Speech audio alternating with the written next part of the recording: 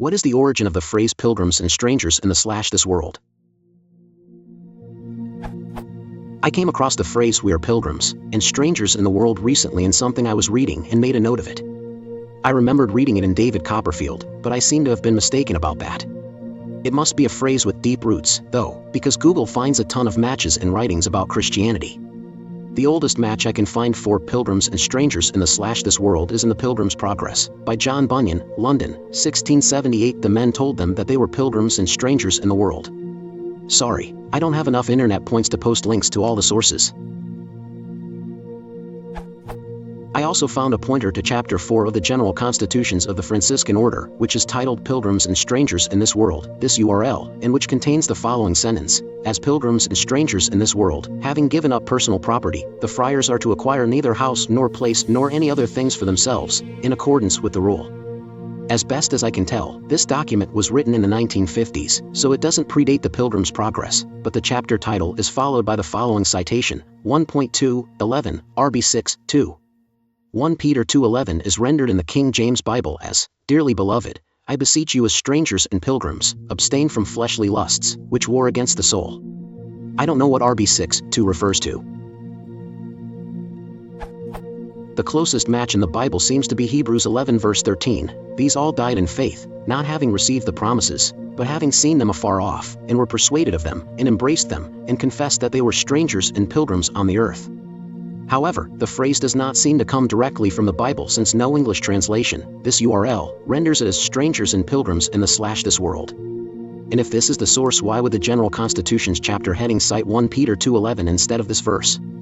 So what is the specific source of this phrase that occurs in so many places, from the Pilgrim's Progress to Franciscan rules to evangelical sermons?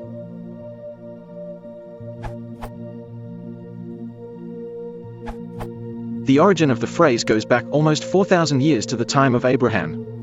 Since then, however, it has been translated in numerous ways from Hebrew into Greek and Latin and to English, and numerous other languages. Abraham had no land or country of his own, so when his wife died he had nowhere of his own to bury her. He therefore asked the community he was living among, where he could bury her. He explained that he was a stranger amongst them and that he was a traveler.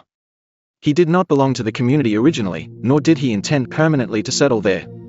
He was a stranger and traveler, pilgrim. There are many translations of this request, in Genesis chapter 23, verse 4. These include stranger and sojourner, or comeling and pilgrim. Hundreds of years later, this same concept was applied to the Jews in Egypt in the time of Moses. They neither felt they belonged in Egypt, nor did they intend to stay there, Exodus 6:4. Both Hebrews 11:13 and also 1 Peter 2:11 pick up on this. Hebrews is directly referring to Abraham, whereas Peter is using it as a metaphor for the idea that Christians, perhaps all people, do not belong to the world but are just passing through. For over 1,000 years the major version of the Bible used in Western Europe was the Vulgate, written in Latin. The Douay was a translation of this, a translation from Latin into English. This rendered Hebrews 11:13 with the phrase pilgrims and strangers on the earth. Although Bunyan commonly used the King James Version and the Geneva Version, both of which have strangers and pilgrims, he would have been familiar with the Latin version and its translation into English. The Franciscan rule was based on the Latin, so that explains that. Regrettably, the OP cannot quite recall where he came across the phrase, but if it was in Victorian literature, as he suspects, it would most likely have been a character quoting from Pilgrim's Progress, which was immensely popular amongst Protestants, or from the Douay Bible translation into English, used by Catholics. Neither the King James Bible nor the epistles appointed in the prayer book to be read on the third Sunday after Easter, Hebrews, or on Accession Day, Peter, have pilgrims and strangers, but all have strangers and pilgrims.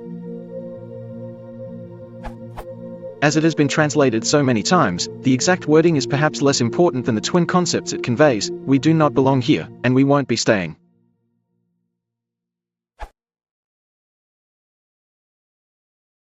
Introduction.